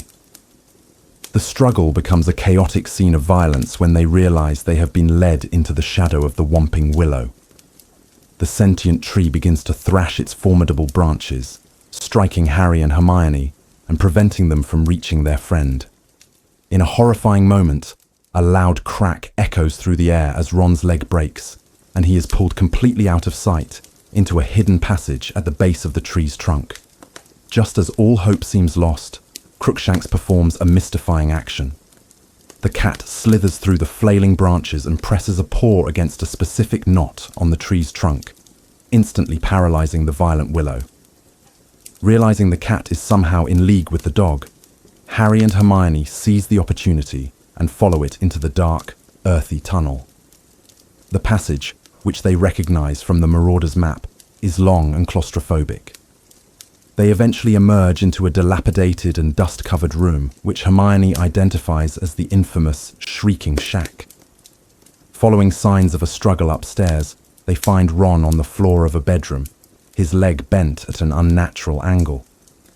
Before they can fully process the situation, the door is closed by a shadowy figure. The man who emerges is a gaunt, skeletal figure, with matted hair and a terrifying skull-like face. Sirius Black. He disarms Harry and Hermione with a flick of Ron's wand. At this point, Ron reveals the chapter's first major twist. The dog was not a dog at all, but Black himself, an animagus. Overcome by a boiling rage and grief for his parents, Harry lunges at Black, forsaking magic for a desperate physical assault. In the ensuing struggle, Harry manages to retrieve his own wand and finally corners the escaped prisoner. Poised to kill the man he believes betrayed his parents, Harry hesitates, unable to perform the fatal act. His indecision is interrupted by the sudden arrival of Professor Lupin, who bursts into the room and disarms Harry once more. However, instead of apprehending Black, Lupin does something utterly incomprehensible. He embraces Black like a long-lost brother. This shocking alliance throws the children into confusion and fury. Hermione, in a moment of panicked insight, exposes Lupin's own secret, declaring him a werewolf. Lupin calmly confirms this, explaining that his lycanthropy is known to the staff and that he used the Marauder's map to track the students, noticing a fourth, unaccounted-for person with them. The final stunning revelation comes when Lupin and Black turn their attention to the still squirming Scabbers. They declare that the animal is not a rat, but another unregistered animagus wizard, Peter Pettigrew. Chapter 18. Moony, Wormtail, Padfoot, and Prongs. The chapter opens with Harry, Ron, and Hermione reacting to the prior revelation with complete disbelief, deeming both Lupin and Black insane. Harry forcefully argues that Peter Pettigrew is verifiably deceased, pointing out that Black was imprisoned for his murder 12 years ago. Black, his face contorting, concedes that he intended to kill Pettigrew, but was outmaneuvered. He then lunges aggressively toward Ron's pet rat, Scabbers, causing Ron to cry out in pain as Black's weight lands on his injured leg. Lupin immediately intervenes, physically restraining Black and insisting that they owe the children a thorough explanation before any further action is taken, emphasizing that Harry, in particular, has a right to understand the full truth. Lupin then directs his wand at Scabbers, calmly instructing Ron to maintain a firm grip on Peter. Ron furiously rejects this assertion, but Lupin remains steadfast, revealing that the Marauder's map, an artifact that never lies, showed Peter Pettigrew's name moving through the castle alongside them. Hermione, attempting to introduce reason into the chaotic scene, offers a logical refutation. She explains that her extensive homework on the subject of animagi confirmed that the Ministry of Magic maintains a strict register, and that in the entire century, only 7 witches and wizards were officially recorded. Peter Pettigrew's name was not among them. Lupin, with a small laugh, commends her academic diligence, but corrects her by revealing the existence of 3 unregistered animagi who once roamed Hogwarts. At Black's urging to hasten the story, Lupin begins to recount his past, a narrative that is briefly interrupted by the unexplained creaking of the bedroom door. He dismisses this by revealing the great secret of the Shrieking Shack. It was never haunted. The terrifying sounds the villagers heard years ago were, in fact, his own howls. He explains that he was bitten by a werewolf as a small child, and, upon becoming headmaster, Albus Dumbledore compassionately arranged for him to attend Hogwarts. The Whomping Willow was planted specifically to guard a secret tunnel that led to the shack, providing a secure location for his painful and dangerous monthly transformations. It was during his time at school that he formed an unbreakable bond with 3 friends, James Potter, Sirius Black, and Peter Pettigrew. These friends eventually deduced his secret, and rather than abandoning him, undertook the immensely difficult and illegal task of becoming animagi themselves.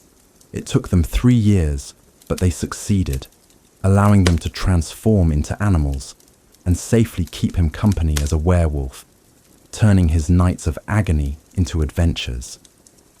This exploration of the grounds is what led them to create the Marauder's map, which they signed with their nicknames: Mooney for Lupin, Padfoot for Black, Wormtail for Pettigrew, and Prongs for James.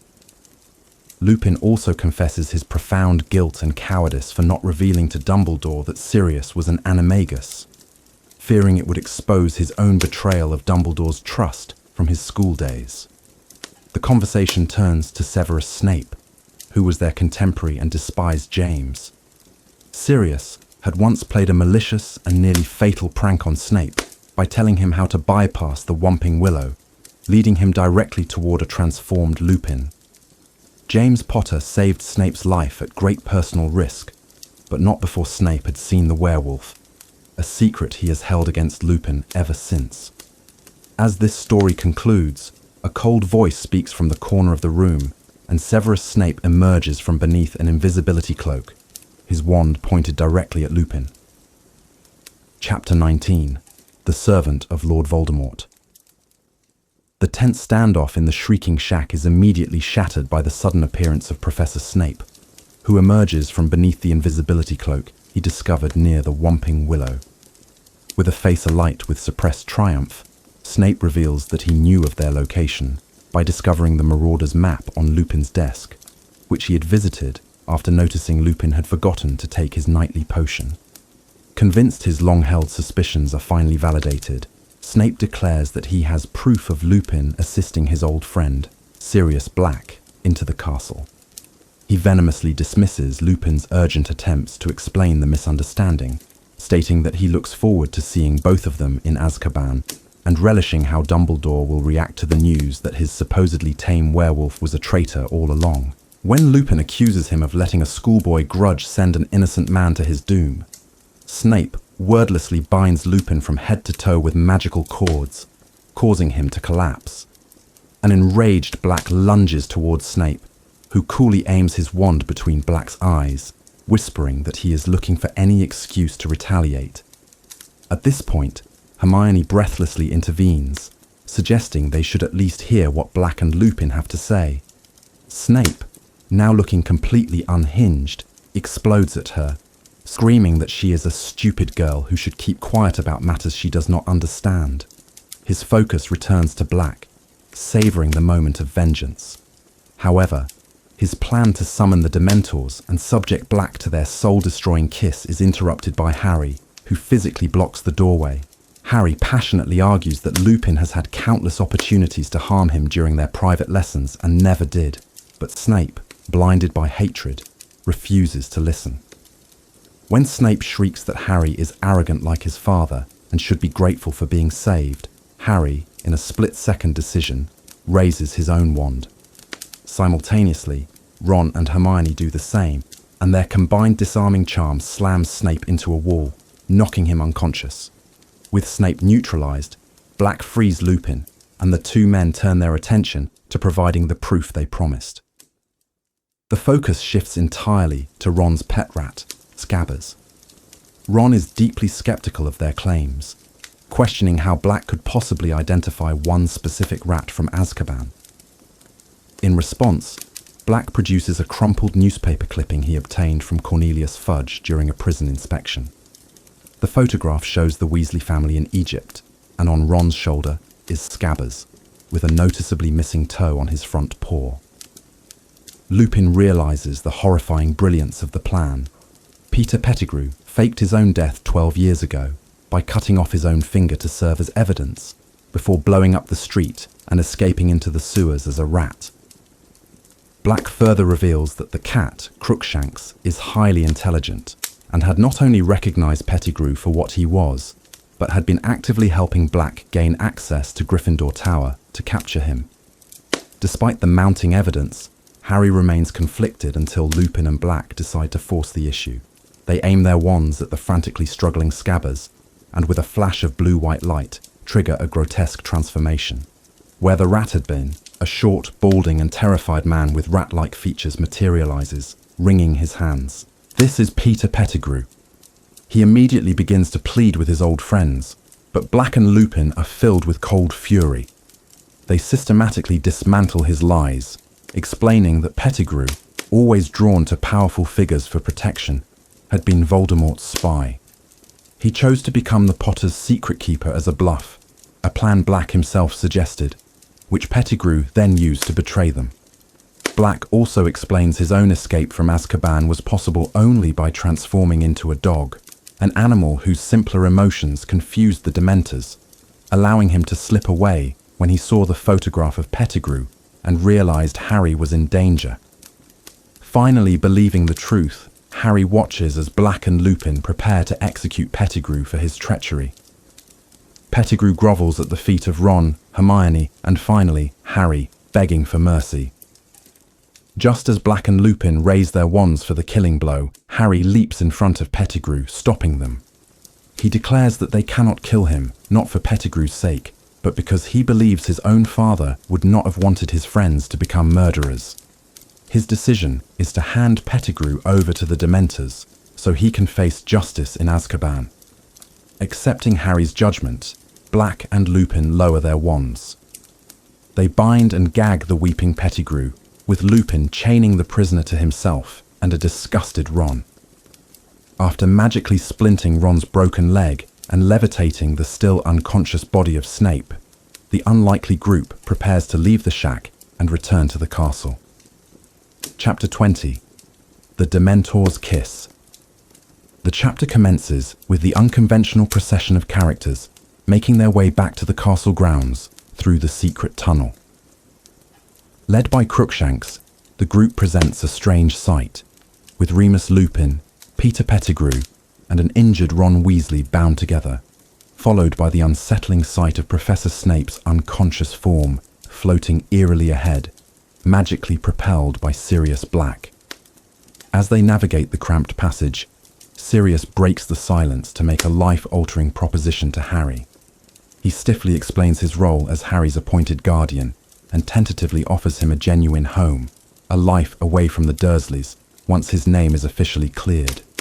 An overwhelming surge of hope erupts within Harry, who enthusiastically accepts the offer, causing Sirius's gaunt face to break into a genuine smile for the first time, briefly revealing the younger, happier man he once was. This fragile hope is abruptly shattered when the group emerges onto the moonlit grounds. The full moon, appearing from behind a cloud, triggers a horrifying transformation in Lupin, who had forgotten to take his wolfsbane potion. As Lupin contorts into a feral werewolf, Sirius transforms into his large, bear-like dog form to intercept and contain the dangerous beast, initiating a vicious fight between the two. In the ensuing chaos, Pettigrew seizes the opportunity to escape. He grabs Lupin's fallen wand, incapacitates both Ron and Crookshanks with a flash of light, and though Harry manages to disarm him with a spell, it is too late. Pettigrew transforms back into a rat, slips from his bonds, and scurries away into the darkness, their key witness now gone. Hearing Sirius yelping in pain near the lake, Harry and Hermione rush to his aid, only to find a far more terrifying threat. A horrifying swarm of at least 100 Dementors descends upon them, their presence draining all warmth and happiness from the air. Harry desperately tries to conjure a Patronus by focusing on the thought of living with Sirius, but the sheer number of Dementors is overwhelming, and he can only produce a feeble wisp of silver. As Hermione collapses under the weight of the despair, Harry is left alone. A Dementor closes in on Sirius, preparing to administer its fatal kiss before turning its attention to Harry. Just as Harry is about to be overcome, blinded by fog and hearing his mother's final screams, an immensely powerful, corporeal Patronus gallops across the lake. This brilliant silver animal, which Harry cannot fully identify, drives the entire horde of Dementors away. Through his blurred vision, Harry glimpses a mysterious figure on the opposite shore who appears to have cast the spell, someone strangely familiar, before he finally succumbs to exhaustion and faints. Chapter 21. Hermione's Secret. The chapter commences with Harry Potter drifting in and out of consciousness in the hospital wing, his body feeling heavy and unresponsive. In his groggy state, he overhears a conversation between the Minister of Magic, Cornelius Fudge, and Professor Snape. Fudge is effusive in his praise for Snape, suggesting he deserves an Order of Merlin for his role in the night's chaotic events, and expressing shock that no one was killed. Snape, with calculated humility, accepts the praise, but immediately begins to manipulate the narrative. When Fudge inquires about a cut on his face, assuming it was Black's doing, Snape corrects him, stating that it was the work of Potter, Weasley, and Granger. He paints a picture of the three students as being under the influence of a confundus charm cast by Black, which he claims explains their bewildering belief in Black's innocence. Snape further uses the opportunity to characterize them, and Harry in particular, as arrogant and reckless, suggesting their past successes have inflated their egos. He argues that Harry's special treatment by Dumbledore has fostered this dangerous behavior, pointing out that any other student would face suspension for consorting with a murderer and a werewolf, breaking numerous school rules, and illegally visiting Hogsmeade. Fudge, while acknowledging Harry's foolishness, displays his characteristic leniency toward the famous boy, admitting that everyone has a blind spot where he is concerned. As Harry's mind clears, he opens his eyes to the dark ward, his glasses having been removed.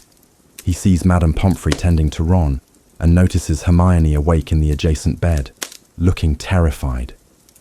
She signals for him to be silent, pointing toward the door where the voices originate. Madame Pomfrey soon arrives with an enormous block of chocolate, a remedy for their ordeal. Assuring them that Ron will recover, she is interrupted when Harry and Hermione leap out of bed, panicked by her casual mention that the Dementors are about to perform the kiss on Sirius Black. Their shouts draw Fudge and Snape into the ward. Harry and Hermione desperately try to explain the truth, that Sirius is innocent, and that Peter Pettigrew, as Ron's animagus rat, is the true culprit who faked his own death. Fudge dismisses their pleas with a patronizing smile, attributing their story to the trauma they endured. Snape reinforces this, asserting that Black has clearly bewitched them. Their frantic attempts to be heard are cut short by Madame Pomfrey, who insists they are her patients and need rest, forcefully stuffing chocolate into Harry's mouth to silence him. The situation changes with the arrival of Professor Dumbledore. He calmly announces he has just spoken with Sirius Black and needs to speak with Harry and Hermione alone. Snape is incensed, scoffing at Black's fairy tale about a rat and arguing that his own testimony should be paramount. He reminds Dumbledore that Sirius once tried to kill him as a teenager, questioning the headmaster's judgment.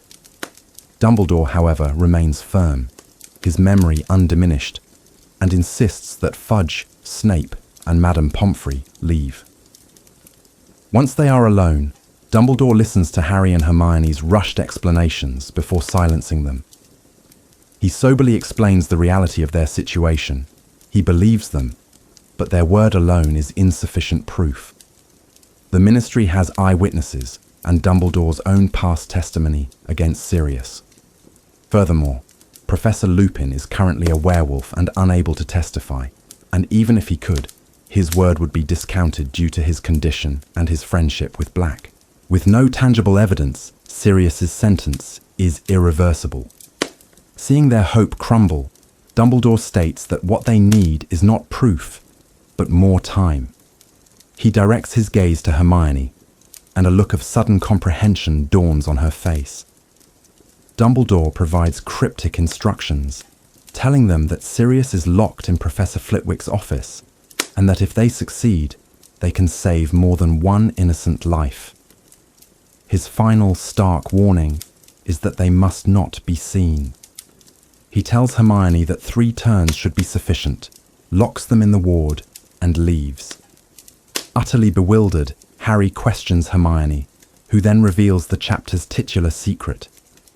She pulls out a long, golden chain from beneath her robes, from which hangs a tiny, sparkling hourglass, a time-turner. She loops the chain around both their necks and turns the hourglass over 3 times.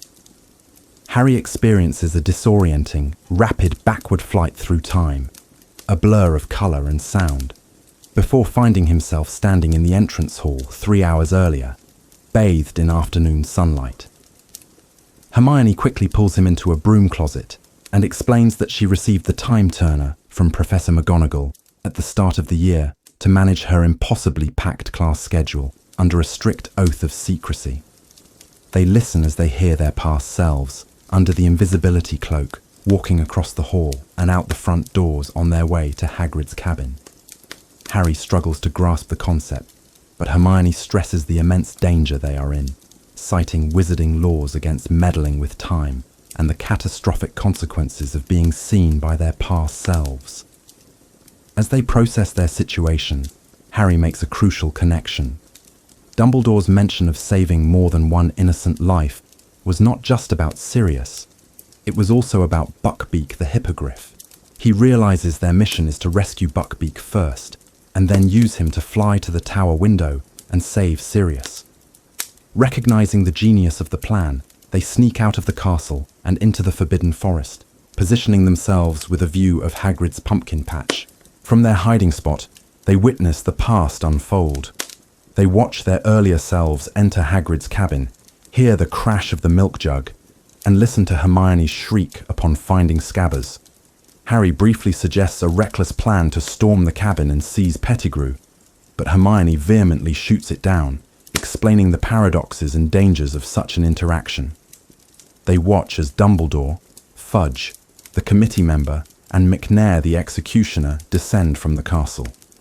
Moments later, their past selves exit Hagrid's back door. In a profoundly strange experience, Harry watches himself, Ron and Hermione say their goodbyes to Hagrid and depart under the invisibility cloak just as the execution party knocks on the front door. The critical moment arrives. Listening from the trees, they hear Fudge read the official execution order. As the men inside prepare to come out, Harry darts from his cover, bows to Buckbeak to earn his trust, and begins fumbling with the rope. With Dumbledore's voice cleverly delaying the executioner from within the cabin, Harry struggles to lead the reluctant hippogriff away. He and Hermione manage to pull Buckbeak into the cover of the forest just seconds before the execution party emerges to find him gone. They hear McNair's fury, Dumbledore's feigned surprise, and Hagrid's heartbroken sobs turning to tears of joy as he realizes Buckbeak must have escaped. As the party retreats to the castle, Harry and Hermione hide deeper in the forest with Buckbeak. They then become spectators to the rest of the evening's events. They watch their past selves and Sirius disappear into the Whomping Willow, followed by Lupin and then Snape. Harry feels a profound helplessness, particularly when he sees the invisibility cloak left behind, but Hermione holds him back, reminding him they must not be seen. The full moon emerges, and they witness Lupin's transformation into a werewolf, followed by Pettigrew's escape. Their hiding spot is nearly discovered by the rampaging werewolf, forcing them to flee and take refuge in Hagrid's now empty cabin. From the window, Harry watches the subsequent Dementor attack on the far side of the lake. He describes to Hermione how a powerful, mysterious Patronus had saved them. He confesses that in the moment, he believed the figure who cast it was his father. Hermione, concerned, gently reminds him that his father is dead. As they watch the Dementors close in on their past selves and Sirius, Harry is overwhelmed by a stunning realization. He had not seen his father across the lake. He had seen himself. Understanding that he is the one who must act, he runs from the cabin, pulls out his wand, and with newfound confidence yells, "Expecto Patronum!" A magnificent, fully corporeal silver stag erupts from his wand, galloping across the lake and driving the swarm of Dementors into retreat. The stag, which Harry recognizes as Prongs, his father's animagus form and nickname, bows to him before vanishing. Having saved their own lives and preserved the timeline, they wait until Snape has recovered their unconscious bodies and taken them to the castle.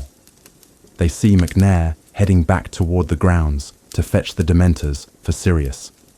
Seizing their chance, Harry and Hermione mount Buckbeak and fly up to the window of Flitwick's office.